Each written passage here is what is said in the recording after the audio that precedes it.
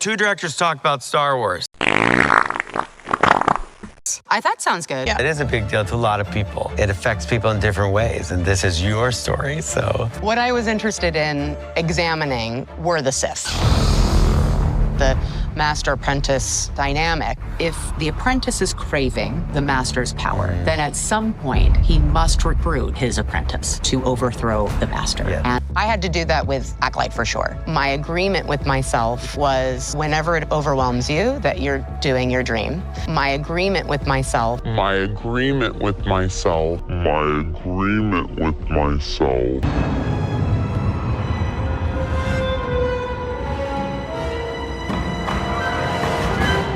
I'm retarded?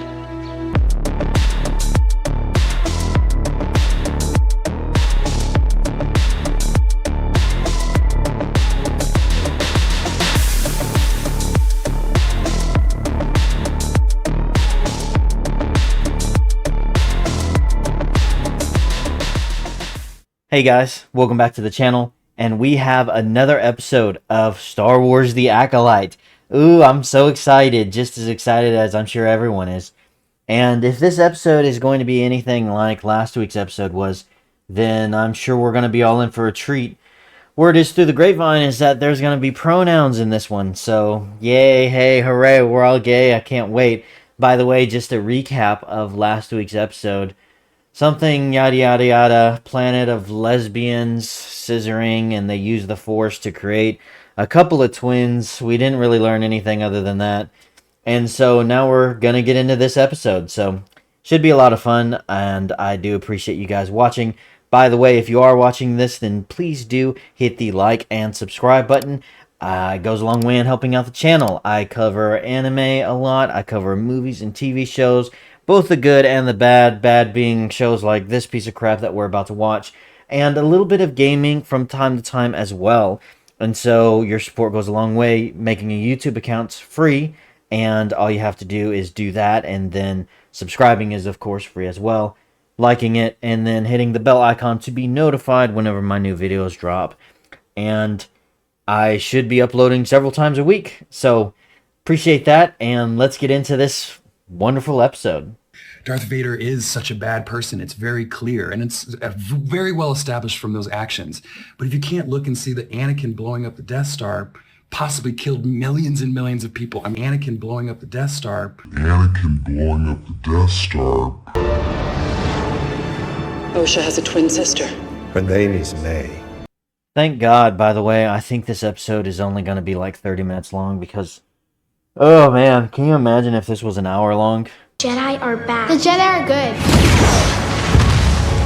And I will kill one of them without a weapon and please the master. So she only has to kill one of them without a weapon. I thought she had to kill... Man, I really should start paying attention. I knew she had to kill at least one. But I thought she had to kill all of them without a weapon, which is why when that first episode started and she ended up using a weapon to kill that Jedi. But apparently, I guess she only has to kill one. Why that is, I don't know, but I guess maybe we'll find out in this episode. Oh, what have they done to you, Star Wars? What is with all of these stupid names that they always come up with? Kofar. I can't even remember the names of the other planets, but I remember whenever they popped up, I just thought, man, that just seems like a really bland and stupid name. They're really not good at, well, anything, but they're definitely not good at coming up with names.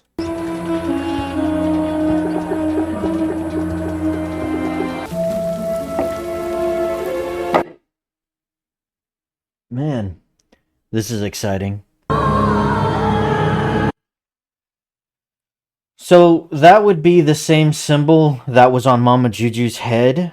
And then she gave the same magical symbol or whatever during the weird lesbian orgy where the children were there and they used the power of the Force to pull it on the thread. And then the thread gave one of the little girls a tattoo. That's the same kind of tattoo. I believe it's the same symbol that was on Mama Juju's head as well as May's head. Keep each movement tight yet subtle. Maximize your defenses without need to strike. Thank you. For what? For helping me find my sister? This is kind of weird. Why did... I mean, I suspected her to leave, I suppose. But why is she going to say goodbye to her? I forget her name, the girl with the horns, you know, coming out of her head, but she's just a Padawan, isn't she? Why wouldn't she go say goodbye to Soul? You know, there was that weird scene in the other episode where Osha here's talking to this Padawan chick, and she's like talking about how flexible she is. I don't know, man. There's just some weird stuff. But why wouldn't, or why wouldn't she go speak to, you know, the Jedi? What is his name? You know, the guy with the crappy hair who thinks that Anakin's the one who destroyed the Death Star. I don't know. This is just kind of weird. But I guess. I figured you'd stay until we apprehended her. Someone must find May before she does any more harm. But it's not me. There's hardly been any development as far as relationship between the two of these. You know, I would presume that it would be some kind of big sister, little sister type of relationship. But knowing as how this is Hollywood and all of the other suggestive things that we've seen so far, I wouldn't be surprised if there was something a little bit more nefarious that they're trying to imply. But it's just weird, this whole conversation. There hasn't been hardly any scenes with these two together at all, from what I can remember, except for that one single scene during when they're on the ship and Osha's repairing that thing. It's just, I don't know. I would think that, wouldn't she want to speak to Soul, who used to be her Jedi Master? Did you say goodbye to him? There's the question I've been looking for. Have you said goodbye to him? Let's find out and see what she has to say. I've caused him enough trouble. Right. Caused him enough trouble. Okay. And that's it. We're done. Now back on this jungle planet. Okay. I wouldn't just take off if I were you. Kofar is massively uncharted. No, I risked my life to help you. Admit it. So, some people think that this guy, this discount agent Ezra Miller dude, is the Smiler Ren, the Sith with the helmet with a smiley face on him. I don't know. I think it could be. It could either be him. I believe I mentioned this in one of my other episodes. It could either be him, or it could be, you know, one of May's moms, or some other chick. I think it's probably going to be a chick, because, you know, subvert expectations. And from what I hear, she is pretty powerful. And so I seriously doubt that they would give that kind of power to a dude. But, I don't know. I guess I could be wrong.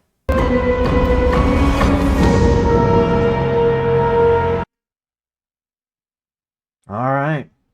So far, I'm just really excited. She is fast, but weak. Her emotions guide her every... So, this guy's head looks like a dick.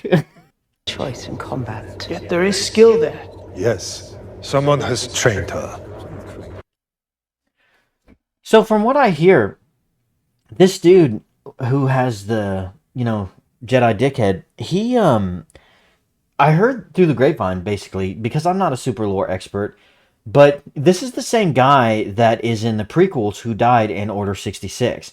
And according to the timeline, he's not actually supposed to be alive yet. So for all of you, you know, super hardcore Jedi fans, Star Wars fans who are really invested in the lore, correct me if I'm wrong, but I think that this would probably be a pretty big misstep if this guy isn't even supposed to be alive. Because I do remember him getting shot up in the whole, you know, Order 66 things in Episode 3.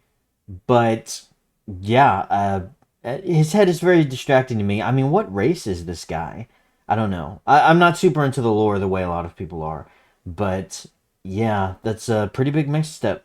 She's not disciplined. Yet she eluded you. Oh, God, not her again. And she killed 2 Jedi Masters. Well, she didn't kill 2 Jedi Masters. She only killed one, and it was absolutely because of a fluke, and it was really retarded. She should have easily lost that fight. The second person died because he self-deleted. So she didn't kill 2 Jedi Masters. She got lucky with one, and then the other one just killed himself. How odd. Leslie Headland. That's the chick's name that I tried to erase from my mind. The lesbian who created this show. And the Goblin King there is actually her wife that she put in the show. And let me just tell you, man, the Goblin King has about as much charisma as a cardboard box. She is not the best actor in the world, let's just say that. You think a Jedi taught her? Even a hologram can tell me that. We should handle this ourselves. Again, this is like the second time that the Goblin King has mentioned something along the lines of keeping things in-house and not revealing things to the public. I don't know, that doesn't really seem like the Jedi to me. I mean, they're all about righteousness and truth and, making sure that the dark ways of the Force, the dark side, is taken care of.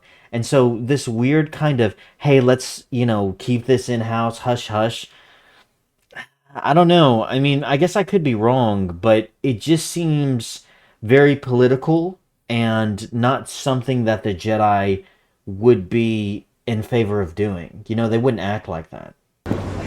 Master Balestra, please. What did he say her name was? Is her name Master Barista? Is that what he said? That's what I heard. No one could have survived that. Man, his head looks like a dick. Let me be the one. Do we have something she wants?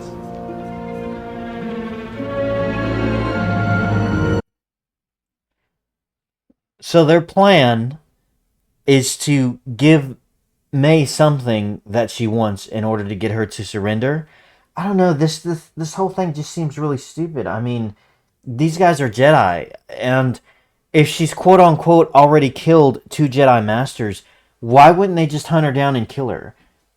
I don't know. Mr. Saul here, Mr. Jedi Master Saul, he's really becoming controlled by his emotions. And again, that's just another trait that just doesn't seem like something a Jedi would do. How do you kill a Jedi without a weapon?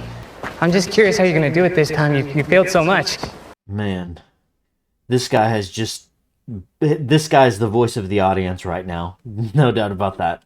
I've never seen his face. Have you? You know I haven't. Oh look, there it is. The perimeter. And so he quickly changes the subject. Yeah, I don't know. He may be Mr. Smilo-Ren. I'm not sure.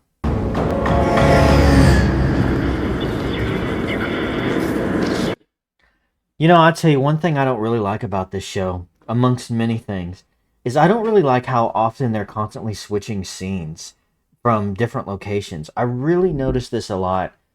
I want to say it was as early as episode 1, but they will spend less than sometimes 60 seconds in one location with actors, and then they will immediately switch to a different scene back on Coruscant or wherever, just like where we're at right now. And I think they're doing it because this show is so boring and just so dull that when you're constantly flipping back and forth, it just kind of makes it seem like more stuff is going on when it actually isn't. I'm sorry I didn't say goodbye. I need your help. I don't want May to get hurt. But why not? I mean, I don't understand. I don't know a whole lot about the Jedi, but this attachment stuff, and Sol is a Jedi Master, and she's quote-unquote killed 2 Master Jedis already.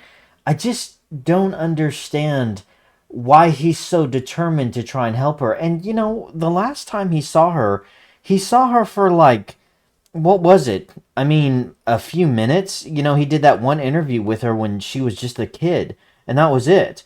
And that was, I believe, 15 years ago, I think. And so 15 years ago, he did that, and then he saw her fall into a pit. And to see him so emotional nowadays, now in the current time, and to just be willing to bend over backwards just doesn't really line up. I mean, it doesn't make a lot of sense. He's treating as if it's his own daughter or his own child that he just found out has survived, and he's trying to salvage the relationship. And even if they do go and Osha is somehow able to convince May to surrender, if she's killed these Jedi and she's done this horrible stuff, what are they going to do? I mean, it's not like they're just going to let her go. She's going to rot in prison for the rest of her life, or, at the very least, isn't she? So, I don't know. I'm not understanding things. There is still good in her. The part of her that loves you. I guess to give Soul credit and to maybe give a little beacon of light on this, it was Luke who, wanted to try to redeem Darth Vader, his dad, and just be like, I'm sure there's still good in him. And so he went out of his way to try to draw that good out of Darth Vader. And so I suppose you could, make the argument that that's what Soul is trying to do here. Maybe when he was fighting her or when he was with her, he senses that there's good inside of her and he doesn't want that to be snuffed out. So to give, to throw him a little bone, maybe that's what's going on here. She's a murderer. But she is still your family. So, again, that's a good message there. I mean, yes, she's a murderer, stating the obvious, and she is very right about that. But I do like that message about, she's family. You don't want to give up on family, even if they've gone down a dark path, if there's room for redemption. And so, I suppose you could argue that not every single thing in this is complete crap. But, we're really trying to, pick out the little things. But it's something. Damn, that was rude. That's puzzle. Is he or they with us? Oh, man. Just as I give this show, a little bit of praise, just as I try to say something nice about it, we have pronouns in Star Wars, everyone. Oh, man, it is really a remarkable, amazing day that we have to remember the date of pronouns in Star Wars. Here's why this is extremely stupid. Pronouns are stupid in general. The idea of, trying to figure out someone's pronouns is just so retarded because you start jumping through all these different hoops and you have people just coming up with all of these random pronouns. Speaking of discount Asian Ezra Miller, I believe the real Ezra Miller said in real life that his pronoun, one of them was tree, and then you have they, them, which is already ridiculous, and you have other ones that just people just come up with, and all it is this really, really stupid victimhood mentality complex. And of course, if you question it, then it's like, well, you're a horrible person, you're a bigot, you're evil, you shouldn't question that thing. But it's silly because all you're doing is validating someone's narcissism whenever you play along with these stupid games and you start winning stupid prizes. All it is that individual who wants attention. It's like, well, my pronouns are this and that, and whenever you're willing to bend over backwards and lick their butthole and just jump through all of these hoops and say, well, okay, let me figure that out and then make sure I call you by that, it just really validates that insecurity in them. It validates that narcissistic kind of behavior of, well, this is what you need to do for me in order for me to maintain my perfect little safe space. And it's just silly and it's just ridiculous.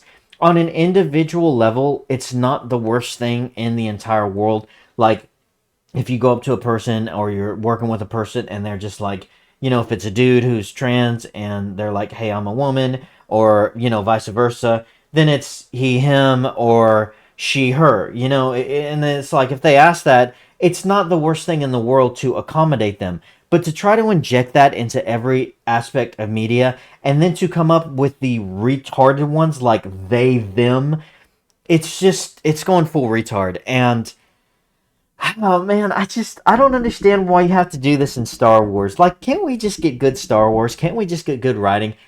And you know what's funny is whenever you see all this bullcrap, whenever you see all this pronouns and you have the gender, what is the other thing called? It's like a classification of gender. I don't even remember what it's called. You saw it in Starfield, in that game in Starfield. The word's going to come to me. But non-binary, that's what it is. Non-binary. And you get these types of terms, it's like, well, gender's on a spectrum. Whenever you get that stuff and you get all the injection of the lesbian stuff and the gay stuff and the trans stuff and the pronoun stuff and all the LGBT, BLT, bacon, lettuce, tomato, and all that wonderful stuff, all you get at the end of it all, it seems like poor writing. Now, there's exceptions to that, but it really does seem like all of this activist kind of stuff for that community and all the marginalized communities, it seems to directly correlate with just bad writing. I mean, this show sucks. It really, really sucks. It's a turd on a basket. It's just horrible. Turd in a basket. It's horrible characters, bad writing, very bland, very boring. It's not interesting whatsoever. And it is such a chore to even get through it. And most people are just watching YouTube videos like this instead of even watching the actual show. And the show is jam-packed and filled with all of these little political terms and all of this activism stuff. And it's interesting because it seems like these two are not mutually exclusive. It seems like if you are an activist and you're pushing this stuff, then it's very rare to see a person in that position who at the same time is a hardcore fan of whatever it is we're talking about at the product that they're control over of, the franchise or whatever it is, whether it's Star Wars, Marvel, a video game, or whatever. It seems like there's always this direct correlation between activism and absolute crap. And so, you end up getting a show like this, and yay, we have some weird gerbil hamster creature that is now addressed as they, them, I suppose. All right.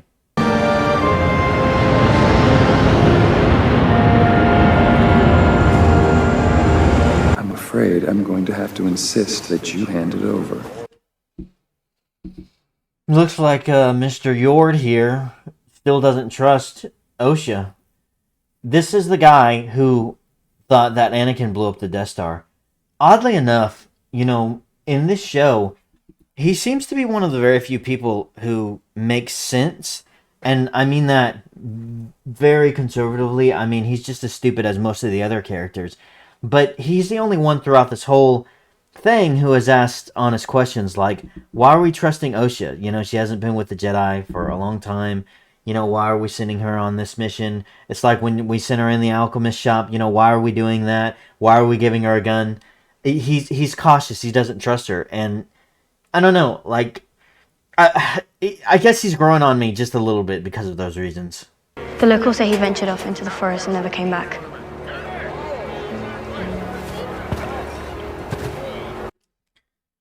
So, are we just gonna not reapproach the whole blaster thing, the whole gun that she's wielding? Is Yord not gonna press that point? Are we just gonna move on from that now?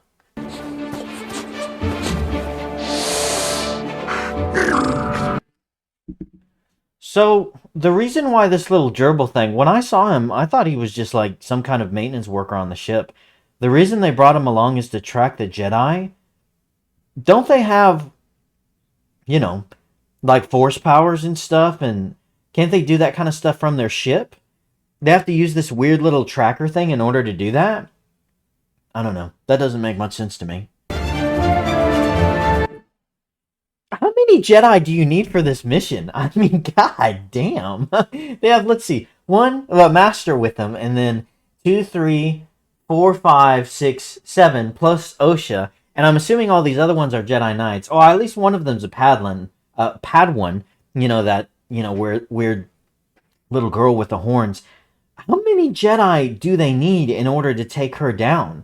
I mean, in the last fight, it was the episode before last, whenever the white Jedi self-deleted, Master Soul faced May one-on-one, and he did a pretty easy job. I mean, he defeated her to the point to where she needed to leave. Really, all this expedition, this mission would take is one Jedi Master and then his Padawan, or a couple Jedi Knights or whatever. I don't understand why you're sending a small little platoon of Jedi in order to take her down. She just doesn't seem that much of a threat. Yord, I need to ask you a favor.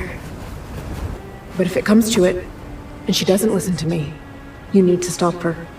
Maybe Sol brought you here to face her. But maybe he brought you here to face yourself. I think that's a misstep. I feel like I was expecting Yord in that conversation right there to respond to what she was asking him, because she was basically, it's just like, hey, if I can't handle this, I need you to make sure that you stop May. And I feel like he should have responded with something like, that's why I'm here, as insurance. I am going to make sure that she stopped. But instead, he just kind of doubles down on what Master Sol is talking about. I don't know why they're giving her so much leeway. I don't understand. She's killed 2 people. Ugh. Well, guys, we're halfway there. We're a little over halfway there. Thank God that this episode is just 30 minutes long, and hopefully that includes 32 minutes long. Hopefully that includes the credits, because man, this is rough. So far I've noticed quite a lot of just walking around the forest. He says there's something wrong here. Something rotten. He said all that in one screech? I guess. Touch it. Oh, sure. Of course. Of course she would do that. I said that out loud and I was like, no, she can't really be that stupid. But of course she's just gonna, oh man, what is this thing? It looks like a giant rotting ball sack growing out of a tree. But yeah, let me just stick my hand out to it and just give it a jiggle. I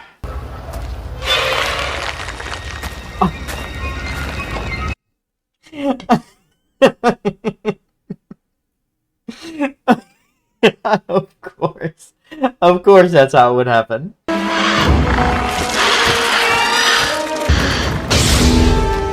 have it. How do you know? I mean, it's like hundreds of feet away. I have it. How do you know? And OSHA is standing right in front of you. What if this weird cockroach looking thing just flies down and attacks her? Because there's like a solid 10-foot gap between you and her.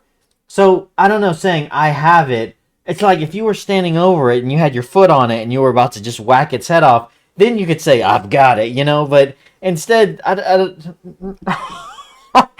maybe I'm nitpicking here, I don't know, it seems like an odd line to say. I'll be damned. I guess, they said it was attracted to light. Maybe he knew what he was doing. I don't know. What happens about all the other ones? Are they about to wake up, though? Maybe don't go touching giant worms on trees. I was able to sense that creature, but I disturbed it. And now it's dead. Yeah. So, hold on a second. You were able to sense the creature. You are an ex-Jedi. That's what Osha is. She's an ex-Jedi who hasn't been a Jedi in I think it was like 5 or 6 years or something like that. The last time we saw her try and use the Force, she was on that ship, the prison ship, and she tried to reach out and grab the thingamajiggy that was the little droid thing that she could use in order to escape. She couldn't do it on the ship, but now all of a sudden she can sense creatures. The problem with that is that she's surrounded by Jedi. One Jedi Master, probably several Jedi Knights, a Padawan. How come they couldn't sense any of those creatures? And she just said she killed it. I mean, does she feel bad? I mean, the creature just tried to attack, and the creature just tried to kill her. And she wasn't even... Well, hold on a second. Hold on. I've actually got to rewind this, and I have to see what she just said. I was able to sense that creature. And now it's dead. Okay, so she said now it's dead. I thought she said, and I killed it. And I was about to say, well, hold on a second. No, you actually didn't kill it. Yeah, so she sensed it, and now it is dead. Yes, it's dead because it's a wild, giant, flying cockroach creature that attacked you guys. And so it doesn't make any sense. It seems like she's really kind of mourning it. I mean, I guess she's some kind of big animal lover. Have we even seen that at all in this series? Man, At the end of every week, I try to push this stuff out of my brain in order to forget it. I don't even know if we've even seen Osha, this heartfelt kind of loving person for animals. Maybe when she was a child, and there was that weird kind of butterfly thing that was flapping around. But other than that, and her sister tried to immediately kill it because her sister's a psychopath. But I don't. I can't think of another time. I mean, maybe there was, but the whole animal loving, oh, I care deeply about this creature just doesn't make a whole lot of sense to me. I can't recall that this is really a defining trait of her character. Not to mention this creature just attacked them. I mean, it's just something kind of weird to be broken up about. I don't know. It's always an honor to get to witness anything or anyone transform into the Force. What did she just say? She said...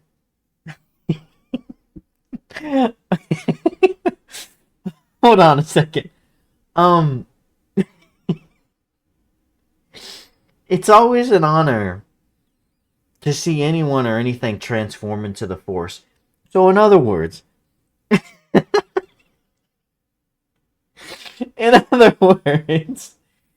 it's always an honor when people die. is that what she's trying to say? Maybe like if someone dies honorably, it's kind of like, and they're like a Force user or whatever, then it's kind of like, well, don't feel bad because we'll see them again. They're a part of the Force now. They'll become more powerful than we can imagine. Does that even apply to giant flying cockroaches? I don't know. That's just... It's always an honor when someone gets murdered or something gets murdered. I don't know if I would interpret it that way, but yeah, all right, let's keep going. We're not defined by what we lose. We're defined by what we survive. Oh, God. I'd like to rest for a minute, if that's all right with you. They sure are breathing hard. It didn't look like they were moving that fast. I don't know. There sure is quite a lot of walking through the jungle in this episode, isn't there? Here. I'm gonna find you more water.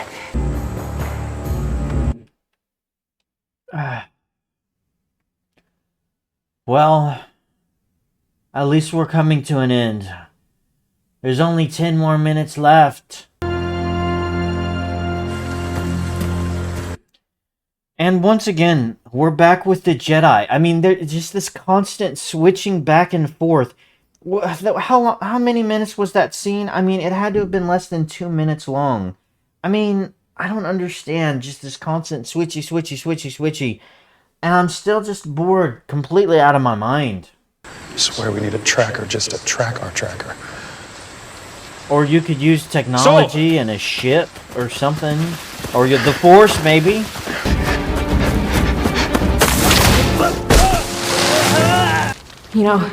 After running through that forest for an extremely long time, I realized something. I don't need to do this anymore. I don't need to kill a Jedi without a weapon.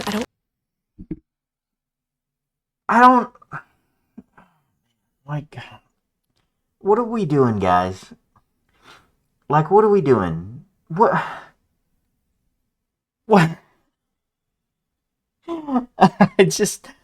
I don't quite understand.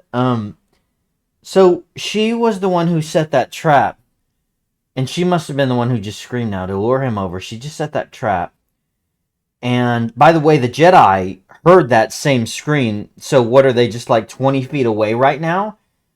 But she's walking through this forest throughout the day, and in the span of maybe less than 12 hours of walking through this forest and getting a little exercise, she has just now realized that she doesn't have to do this anymore. That she doesn't have to kill a Jedi. You know what? I'm gonna let it play. I wanna hear her reasoning. I wanna see what she has just come to this epiphany. Osha being alive changes everything. My loyalty is to Osha, not your master. What I'm going to do is surrender myself to Kelnaka, and then turn myself into the Jedi. Hold on a second. So, hold on. Okay, so hold on. So, from what I understand, She has spent her entire life with this vengeance of wanting to kill the Jedi because someone burned down our home. So far, we know it's her, but we suspect that the Jedi are the ones that do it for whatever reason. We don't really know her true motivations. She's been given this task to kill the Jedi. She has murdered one in cold blood, stabbed a dagger through the heart with a butter knife. And the other one, she gave poison and watched him kill himself out of guilt. And now, in the span of like 3 days, from that, in total, like since she killed the first Jedi or so. And so, or maybe, I don't know if it's 3 days or not. There's really no sense of time in this show. Time or distance or however long how anything takes. But now she's walking through the jungle. And in the span of 12 hours in this one day, she knows now that her sister is alive and she has betrayed her partner. She's trapped him to be found. And now she's like, hey, since my sister's alive, everything changes. I'm going to turn myself in to the Jedi. And in so doing, what? The Jedi will put you in prison. Not after I tell them who I know. You don't think the Jedi would put you in prison after murdering? And now again, she didn't really murder 2 Jedi Masters. She only murdered one and guilt-tripped the other one through white guilt. But the Jedi, the way we see it, at least the way the Goblin King sees it, is that she murdered 2 Jedi. So if she gives them a little information, then she honestly thinks that she's just going to be just fine?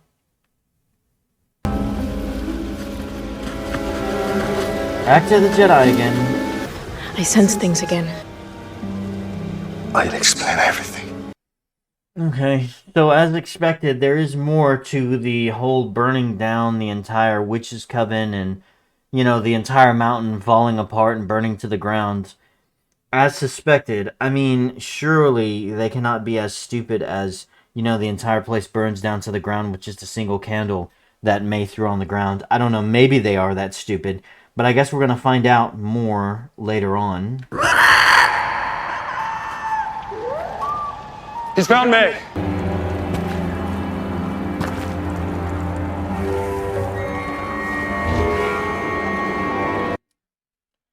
So somebody killed the Wookiee Jedi with a lightsaber. Okay. I'm assuming it's Milo Ren. I believe I have heard that at the end of this episode he shows up.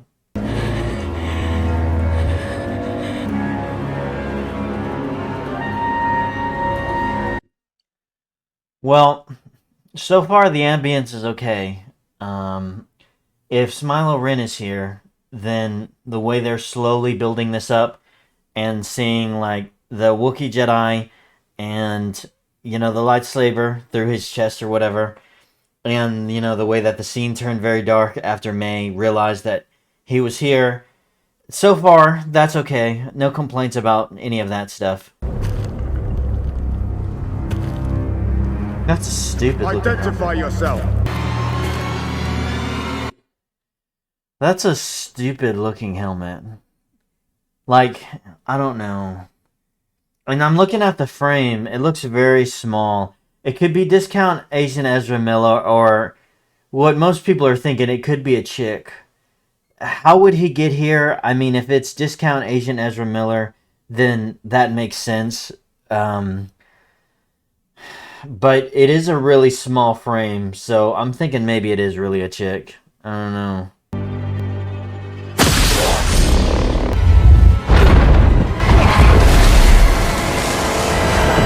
God damn. Ugh. And that's it. That's the end of the episode. Wow. Okay. Man. What are my thoughts? Well, that was, an interesting way to end it. Man, this episode sucked. It was boring. It was just mostly going through the forest, walking through the forest. There were some dialogue moments back and forth where very little happened.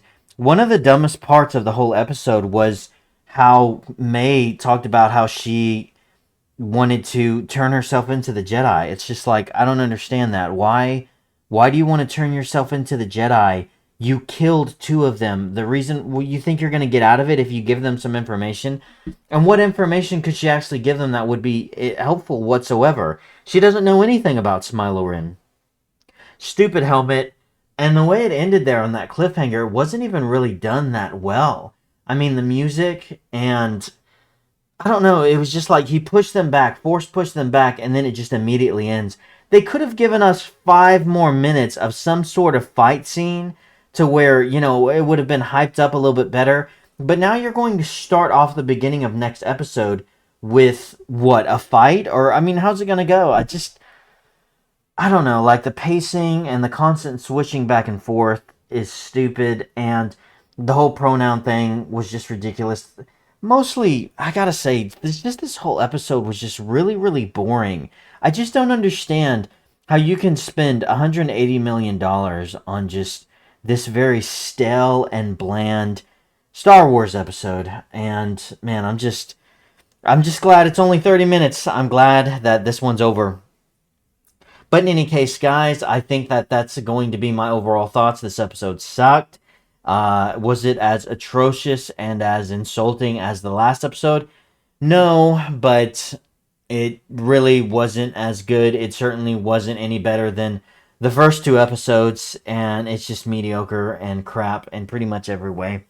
So, that's my review. That's my reaction. But I'd love to know what you guys think. Tell me, please tell me in the comments. Did you like the episode? Did you hate the episode? What did you think? What did you think about Mr. Jedi Dickhead, you know, not being born yet? And as far as the lore goes, did they break anything else in the lore? I'd love to know your thoughts. If you enjoyed the video, please hit the like and subscribe buttons. And of course, guys, as always, thank you so much for watching, and have a great freaking day.